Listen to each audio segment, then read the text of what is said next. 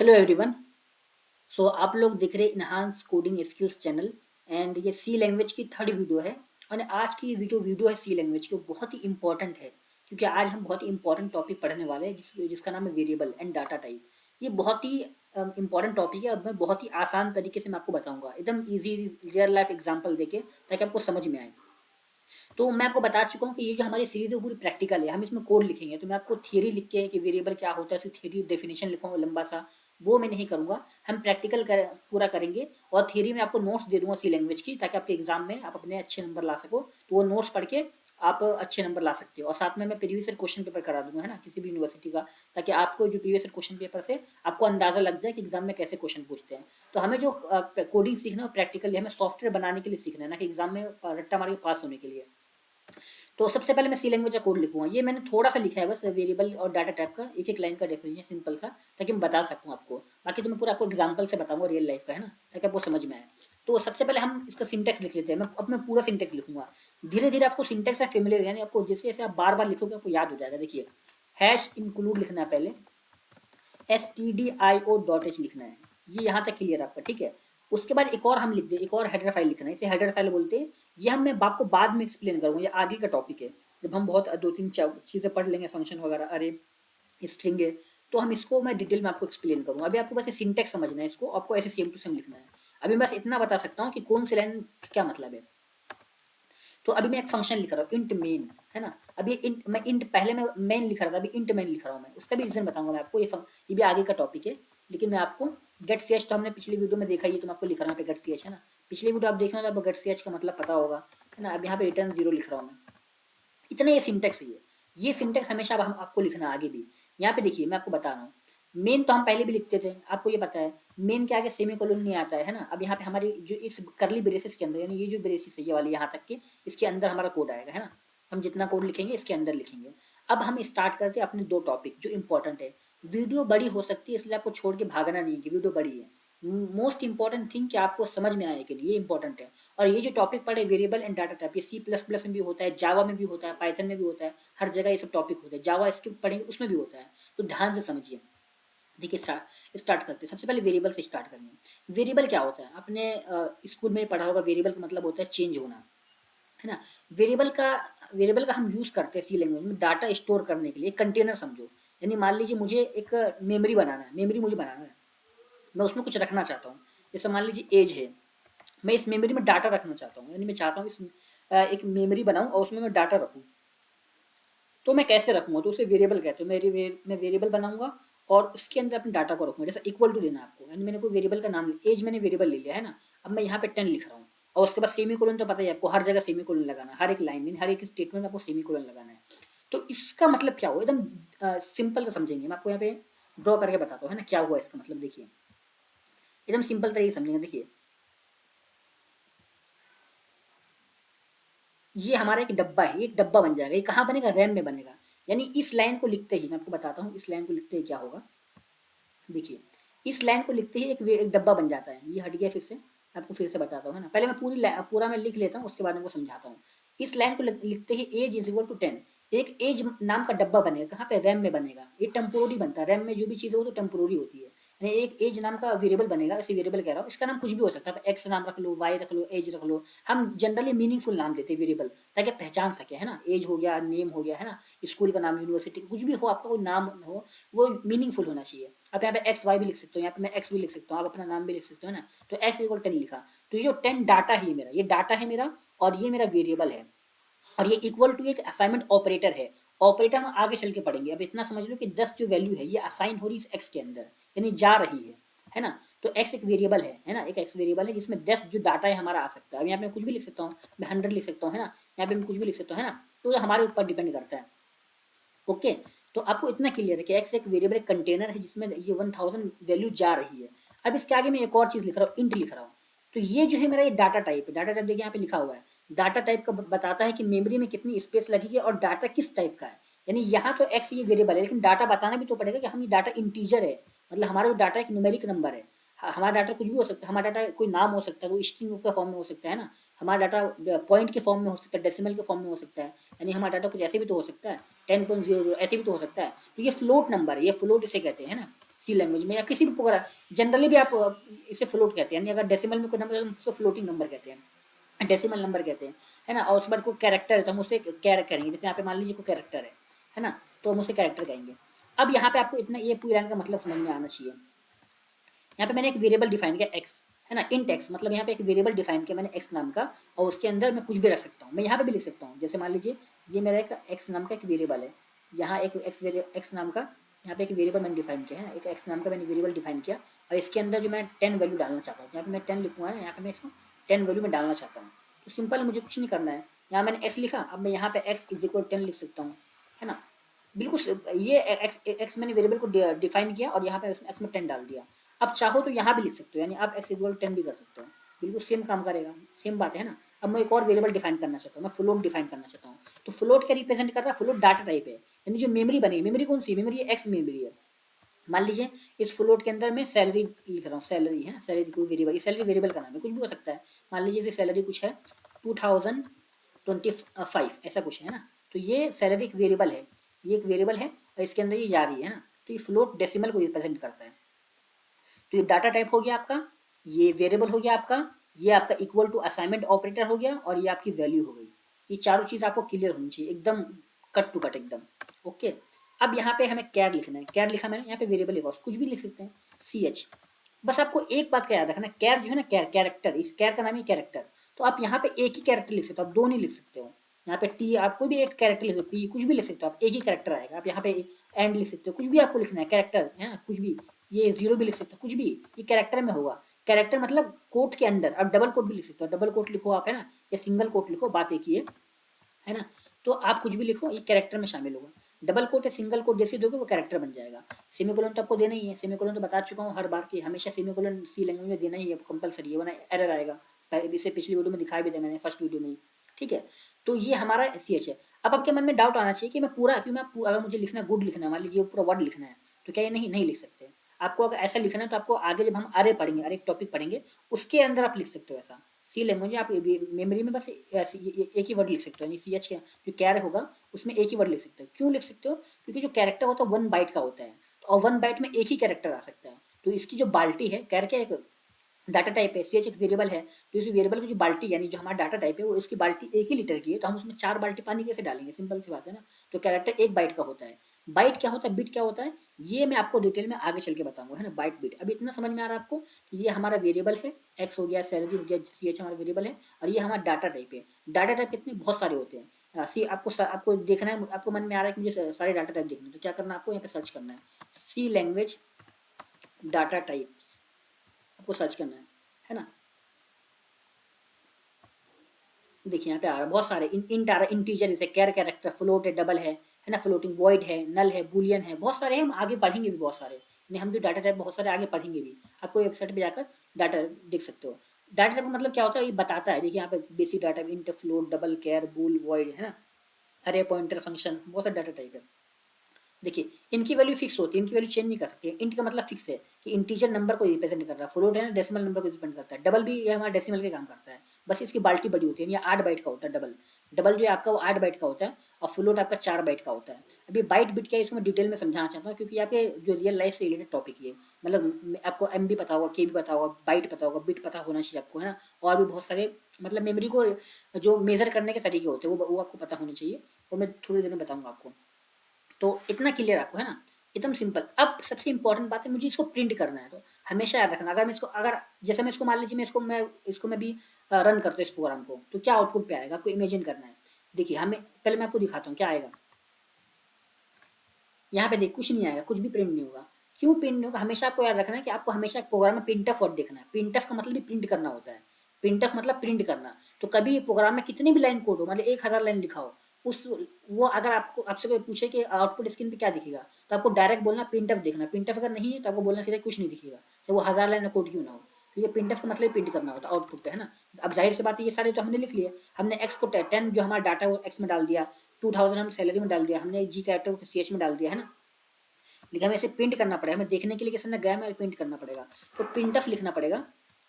और यहाँ पे मैं अभी कुछ लिख रहा हूँ, जैसे मैंने लिखा, मान लीजिए मैंने एक्स लिखा, अभी मैं आपको दिखाना चाहता हूँ, जैसे मैं एक्स लिख रहा हूँ, तो क्या ये एक्स लिखा मैंने, मान लीजिए ये एक्स, मैं इसको एक्स को यहाँ लिख रहा हूँ, ये वेरिएबल है ना, इसको मैं प्रिंट करना चाहता हूँ, तो क्या प्रिंट होगा? क्या 10 प्रिंट होगा या एक्स प्रिंट होगा? आपको मन में गेस करना है।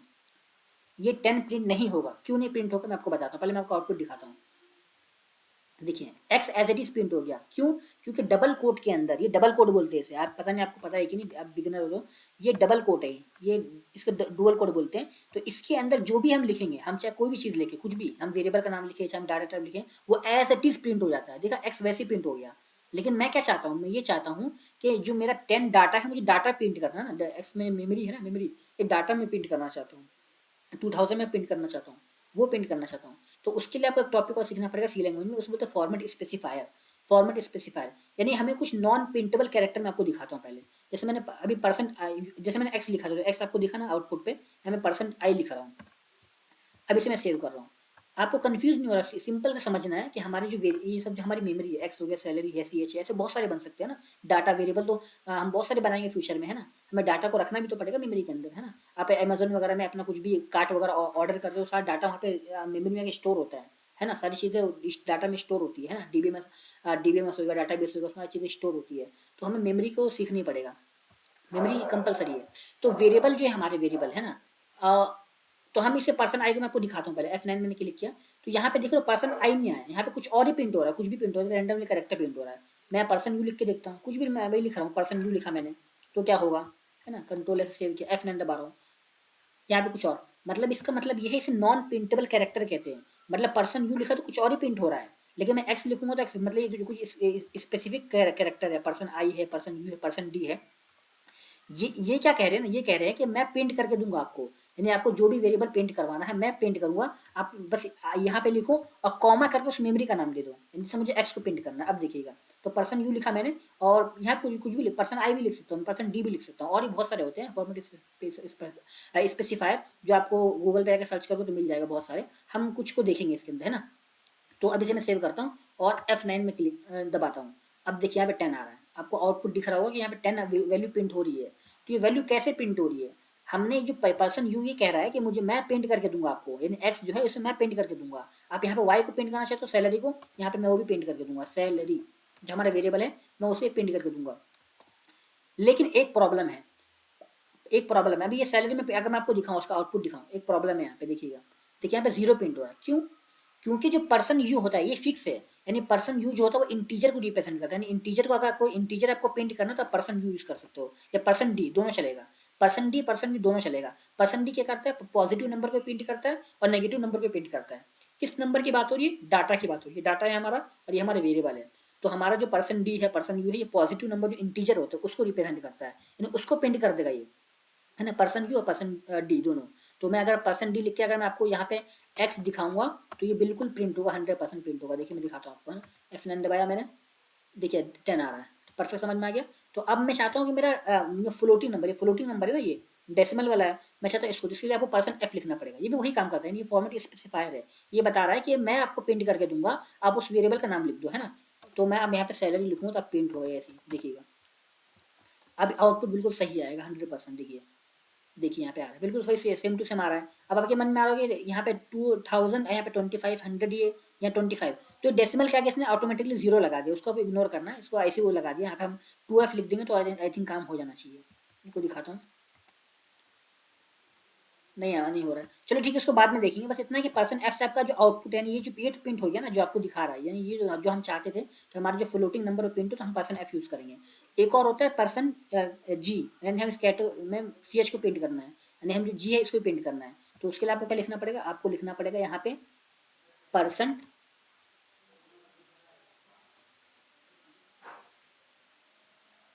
सी एच, और यहाँ पे आपको लिखना पड़ेगा सी एच मेमोरी का नाम, मतलब आपको पर्सन सी एच लिखना है और मेमोरी का नाम पर्सन सी आई थिंक होता है। इसे 1 सेकंड, पर्सन सी होता है आई थिंक, मैं आपको दिखा देता हूँ। देखिए कभी मैं भी भूल, अगर आप भूल जाए कभी भी तो आपको कुछ नहीं करना, गूगल पे का सर्च करना है, आपको रट्टा नहीं मारना है, रट्टा मारने वाला काम नहीं करना है। जो भी चीज़ आप भूल जाते हो या आपको याद नहीं आता, आपको क्या करना है, यहाँ पे जाकर गूगल सर्च करना है। देखिए जी प्रिंट हो रहा है, मतलब पर्सन सी सही एकदम, सी एच में बोल रहा था लेकिन पर्सन सी है। तो ये इस फॉर्मेट स्पेसिफायर है, इसे नॉन प्रिंटेबल कैरेक्टर बोलते हैं। इनका ये कहना है कि मैं उसको प्रिंट करूँगा, यानी कैरेक्टर को भी प्रिंट करना आपको तो पर्सन सी यूज़ करना है, फ्लोटिंग नंबर को प्रिंट करना तो पर्सन एफ यूज़ करना है, कभी भी इंटीजर नंबर को प्रिंट करना तो पर्सन यू यूज़ कर सकते हो, पर्सन आई भी यूज़ कर सकते हो, पर्सन डी भी यूज़ कर सकते हो। गूगल पे जाना है, यहाँ पे सर्च करना टॉपिक, यहाँ पे सर्च करना है C language format specifier, format specifiers, है ना, फॉर्मेट स्पेसिफायर खुद ब खुद आएगा। अब देखिए यहाँ पे बहुत सारा बता रहा है, साइन डेसिमल इंटीजर है, परसेंट यू अनसाइन डेसिमल नंबर, यानी पॉजिटिव नंबर का प्रिंट करना है ना आपको तो परसेंट यूज करना है। Percent one floating point number, float double के लिए आता है परसेंट, है एलएफ आता है, ये एलएफ है, यानी फ्लोटिंग हमारा डबल के लिए ये आता है और हमारा ये फ्लोटिंग के लिए आता है ना। कैरेक्टर के लिए हम परसेंट एस भी यूज करते हैं, परसेंट सी भी यूज कर सकते हैं, मतलब किसी डबल डबल होगा, परसेंट एस भी यूज कर सकते हैं और परसेंट सी भी। मैं आपको परसेंट एस यूज करके दिखाता हूँ, है ना। अब देखते हैं इसका आउटपुट क्या आएगा। F9 दबाया मैंने, एक सेकेंड, पर्सन एस, गूगल पे क्या बता रहा है, पर्सन एस कैरेक्टर और स्ट्रिंग, ओके ओके।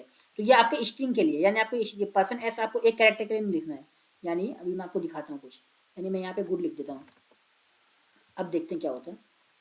अब यहाँ पे हम F9 दबाते हैं, F9 दबाया मैंने, आउटपुट स्क्रीन पे अभी भी नहीं आया। तो इसका मतलब ये है कि हमारा जो परसेंट एस है वो कैरेक्टर स्ट्रिंग हमें अरे क्रिएट, यानी स्ट्रिंग अरे क्रिएट करना पड़ेगा, तो हम इसे रख सकते हैं। तो पर्सन सी अभी फिलहाल के यूज करते हैं हम, ठीक है। Percent o, percent x octal hexadecimal integer है, पर्सन बी पॉइंटर के लिए तो आगे देखेंगे, percent percent literal percentage sign है, तो बहुत सारे हैं। लेकिन जो मेजर यूज है, यानी मेजर यूज जो है आपको वो आपका पर्सन आई है, पर्सन यू है, पर्सन डी है, पर्सन सी है, और आपका फ्लोटिंग के लिए पर्सन एफ है और पर्सन एल एफ है, इन डबल के लिए, है ना। तो ये बस आपको याद रखना है। आपको पर्सन एस हम आगे उसको इस्तेमाल करेंगे जब हम स्ट्रिंग पढ़ेंगे। ये दो टॉपिक आगे का है, अरे अरे टॉपिक हो गया आपका और स्ट्रिंग टॉपिक है, दोनों आगे का टॉपिक है, तो उसको हम डिटेल में उसको आगे पढ़ेंगे, तो उसको आपको इग्नोर करना है। एंड दूसरी बात, एंड सबसे इंपॉर्टेंट बात, अब मैं आपको मेमोरी के बाद आप है ना आपके ऊपर, देखिए मैं आपको कुछ सिखाता हूँ।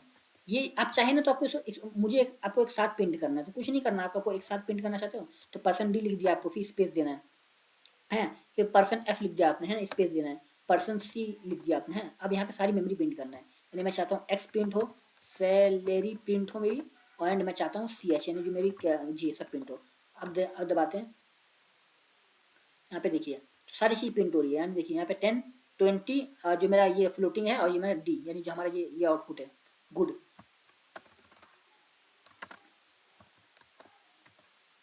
यहाँ पे गुड मैंने वर्ड लिखा था, मैं आपको बताना, इसी जो पर्सन सी उसी आपका पहला एक ही कैरेक्टर प्रिंट कर सकता हूँ आपका, वो आपके एक ही कैरेक्टर को ऐसे ही प्रिंट करेगा वो, ठीक है।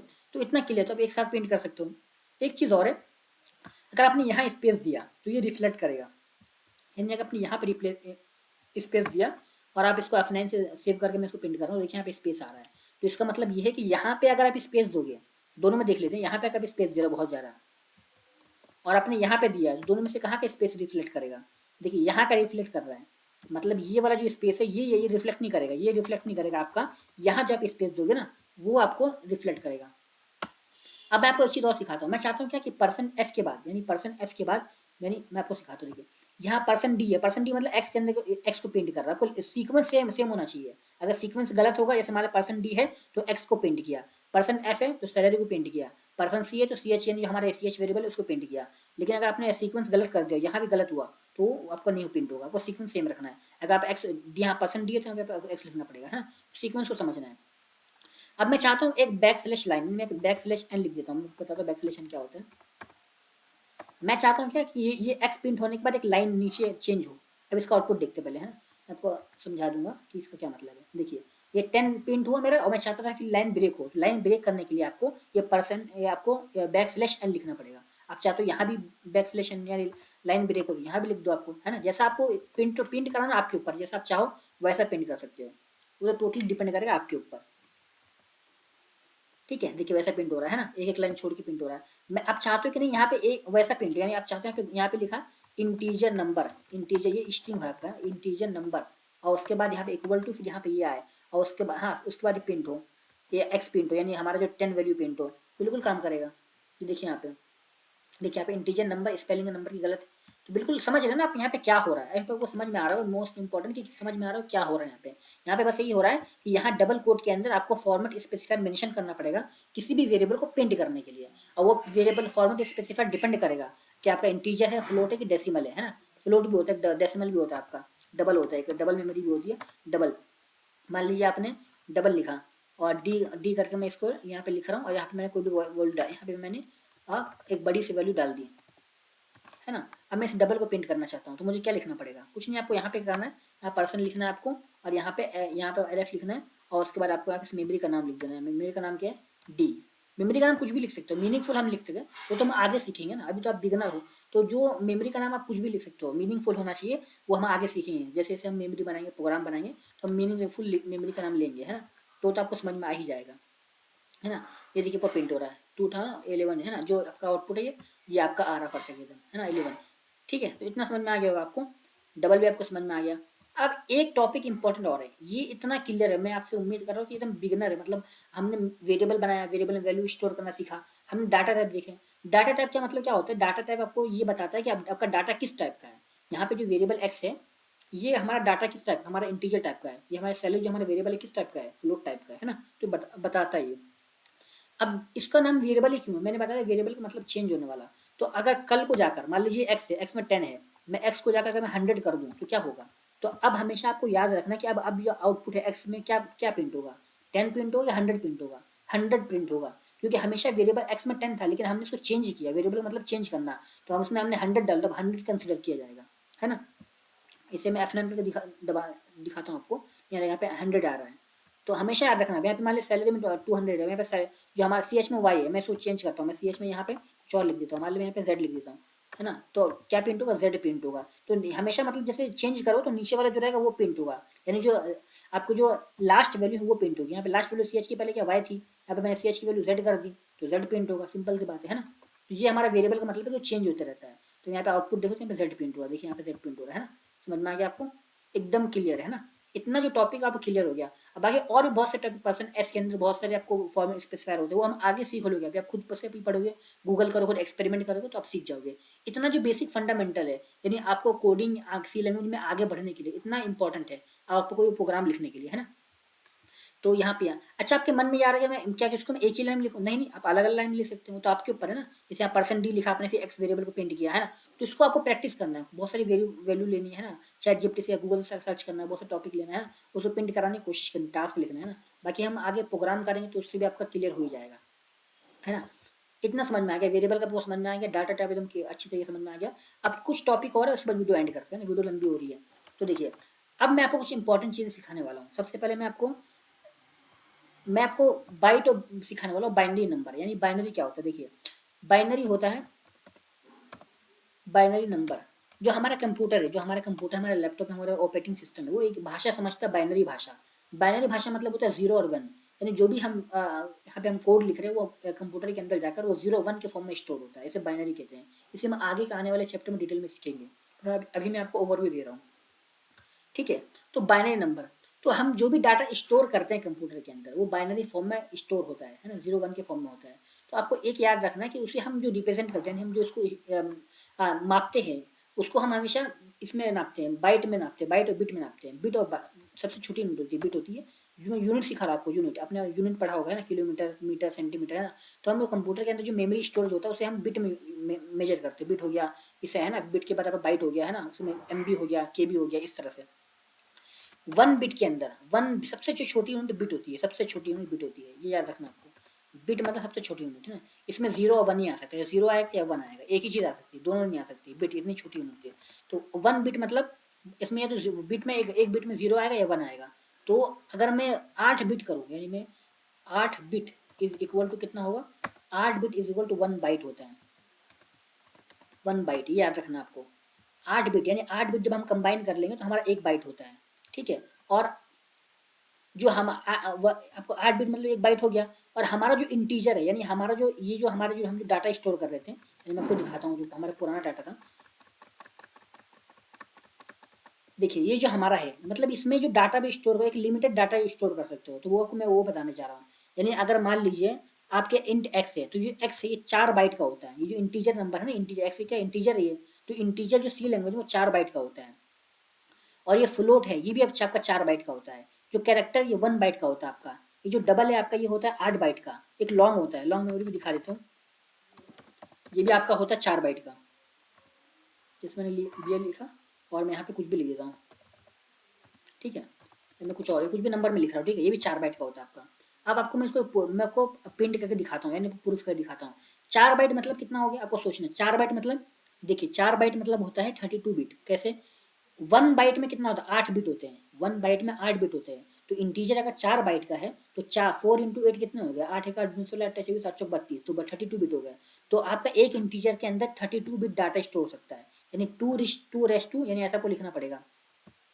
यहाँ पे दिखाता हूँ मैं 2 रेस टू मल्टीप्लाई पावर 32 2 की पावर ये आपको ये समझना है कि ये पावर है, ये 2 के ऊपर 32 की पावर है।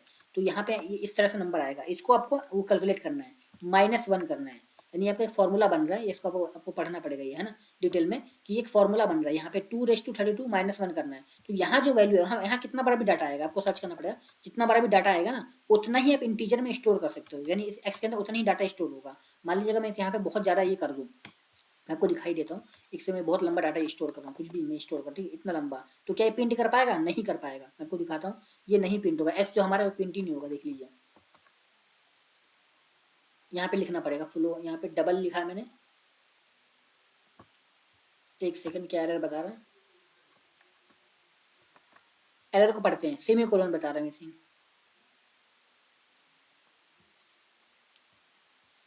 यहाँ पे सेमी कोलन मिस है। ओके, तो यहाँ पे सेमी कोलन मिस है इसलिए प्रॉब्लम दे रहा था। अब हम करते हैं। अब मैं F9 दबाता हूँ। ये देखिए इंटीजर नंबर 100 ये प्रिंट ही नहीं कर रहा है। देख लो यहाँ पे 100 प्रिंट हो रहा है। 100 थोड़ी ना हमारा 1010 कुछ और ही मतलब प्रिंट कर रहा है। तो वही मैं कह रहा हूँ कि आपका जो कैपेसिटी है बाल्टी है, एक्स का एक वेरिएबल है, इसकी बाल्टी इंटीजर की बाल्टी होती है। एक्स एक वेरिएबल, इसकी बाल्टी जो है इसमें 4 बाइट डाटा आ सकता है। 4 बाइट मतलब 32 बिट। तो 2 रेस टू 32 करना पड़ेगा आपको। 2 रेस टू 32 करेंगे या आप सर्च कर लेना गूगल पे। तो वो जो डाटा आएगा उसमें से -1 करना है, एक नंबर कम करना है और उसके बाद जो डाटा आएगा उतनी ही प्रिंट कर सकते हो आप, है ना। उतने प्रिंट कर सकता है ये। और इसी तरह फ्लोट कितना कर सकता है? फ्लोट भी 4 बाइट को ही कर सकता है। क्या 1 बाइट कर सकता है। यानी यहाँ पे अगर कुछ और लिखूँ तो यहाँ पे नहीं वो प्रिंट नहीं करा पाएगा, है ना। ये बात आपको ध्यान रखनी है।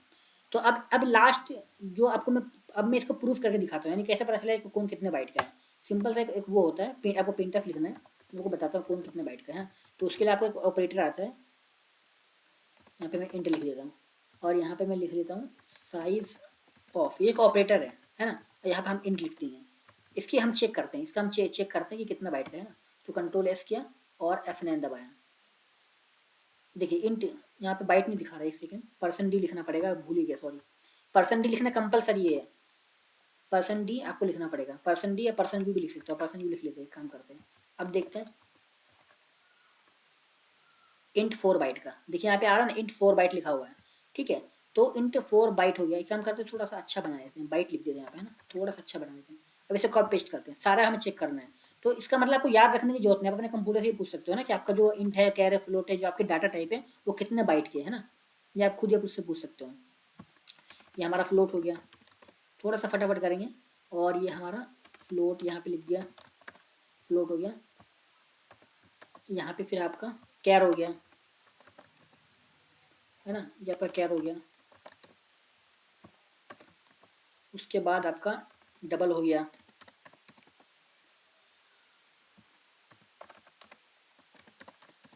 डबल हो गया। उसके बाद आपका लॉन्ग हो गया,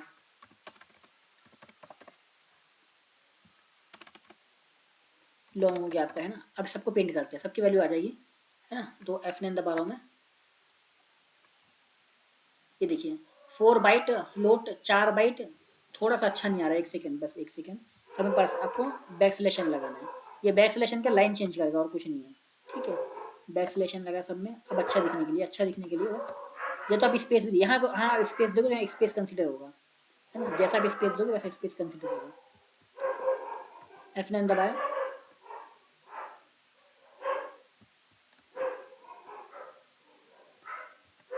बिल्ड एंड रन करते हैं। आपकी स्क्रीन यहाँ पे आपको बंद करना पड़ेगा। यहाँ पे इसको बंद किया मैंने। अब इसे हम कंट्रोल एस करके F9 दबाते फिर से।